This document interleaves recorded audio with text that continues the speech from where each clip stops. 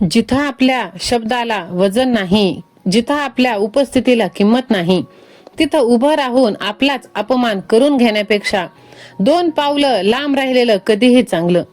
ज्या ठिकाणी आपला मान राखला जात नाही तिथं पुन्हा जाणं म्हणजे स्वतःच्या हाताने आपला अभिमान पायदळी तुडवण्यासारखं आहे. हाय, हॅलो, नमस्कार मैत्रिणींनो. तर स्वागत आहे तुमचं आज ह्या नवीन व्हिडिओमध्ये. तर बऱ्याच वेळेस असं होतं की आपल्या जवळचीच माणसं अशी असतात जे आपला अपमान करतात, आपल्याला कमी समजतात, आपल्याला नावे ठेवतात आणि आपण आयुष्यात चांगलं वागतो, नम्र राहतो. पण काही लोकांना आपली नम्रता म्हणजे आपली कमजोरी वाटते. 4 पैसे आले की त्यांचे पाय जमिनीवर राहतच नाही आणि अशा माणसाशी कसं वागावं, त्यांचा माज कसा मोडायचा हेच आपण ह्या व्हिडिओत पाहणार आहोत, तेही थोडक्यात. म्हणून जास्त टेन्शन घ्यायचं नाही. माणूस त्याच्या घमेंडामुळे आधीच रसातळाला गेलेला असतो. आपण आपल्या शब्दांची आणि वागण्याची लेवल कधीच सोडायची नाही. होय मैत्रिणींनो, आपल्या गावातली जुनी माणसं म्हणायची, माणसाची जात त्याच्या कुळावरून नाही तर त्याच्या बोलण्या वागण्यावरून कळते. आणि हे सत्य आहे. तुमचं शांतपणे, आदराने आणि ठामपणे बोलणं हीच तुमची सर्वात मोठी ओळख. घमंडी माणसाला वाटतं की आपल्याला चिडवून तो जिंकेल, पण जेव्हा आपण आपला दर्जा न सोडता समोरच्याला सन्मानाने बाजूला करतो तेव्हाच खऱ्या अर्थाने आपण जिंकतो.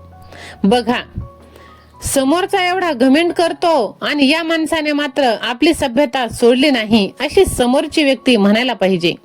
आपली ओळख आपल्या वागण्यातून इतकी स्पष्ट ठेवा की समोरच्याची घाणेरडी भाषा त्याच्याच तोंडावर चपराक ठरली पाहिजे. बघा, समोरच्या व्यक्तीला इग्नोर करायला शिका, कारण की जो तो येतो आणि आपल्याला नावे ठेवतो. घमेंडी माणूस धडा शिकवण्याचा सर्वात जालीम आणि भारी उपाय म्हणजे त्याला निग्लेक्ट करणं, इग्नोर करणं. त्याच्याकडे जर आपण पूर्णपणे दुर्लक्ष केलं तर त्याला सतत असं वाटतं की मी काहीतरी बोललो किंवा वागलो की लोकांनी माझ्याकडे बघितलं पाहिजे, माझी स्तुती केली पाहिजे, निदान माझ्याशी वाद तरी घातला पाहिजे. पण जेव्हा आपण त्याला एखाद्या दगडासारखं समजून त्याच्याकडे ढुंकूनही बघत नाही ना, तेव्हा त्याचा तो सगळा फुगा क्षणात फुटला जातो. आपण आपल्या नजरेतून पडणं हीच त्याची सर्वात मोठी शिक्षा असते. त्याला जाणवून द्या की त्याचं असणं नसणं आपल्या आयुष्यात काडीचीही किंमत ठेवत नाही. तुमचं हे दुर्लक्ष करणं त्याला आतून इतकं अस्वस्थ करतं, तो इतका असा तळमळत असतो, कारण की त्याच्या डोक्यातला किडा सारखे वळवळ करत असतं. आणि हे असे खूप जवळचे असतात, दूरचे नसतात. आपल्याला नाव ठेवणारे, कमी समजणारे हे खूप आपल्या जवळचे असतात. आपण शांत राहतो म्हणजे त्यांना असं वाटतं की हा शांत आहे म्हणजे हा खूप कमजोर आहे. मित्रांनो, वेळ सगळ्यांना शिकवते. एक गोष्ट कायम लक्षात ठेवा, या जगात हा सर्वात मोठा गुरु आहे, तो म्हणजे वेळ. आज कुणाकडे पैसा आहे, सत्ता आहे, म्हणून तो जर घमंडी होत असेल तर त्याला हे माहित नाही की वेळेचं चक्र कसं फिरेल याचा नेम नाही. आज जे शिखरावर बसलेत उद्या त्यांना जमिनीवर यावंच लागणार, कारण निसर्गाचा नियमच आहे की चढला तो पडणार. वेळ ही अशी गोष्ट आहे जी मोठ्या मोठ्यांना मातीत मिळवते. एखाद्याला वाटतं की माझ्याशिवाय ह्याचं पान हालत नाही, पण काळ असा बदलतो की त्याला स्वतःची किंमत कळेनाशी होते. खरं सांगायचं तर दिवस कुणाचेच सारखे नसतात.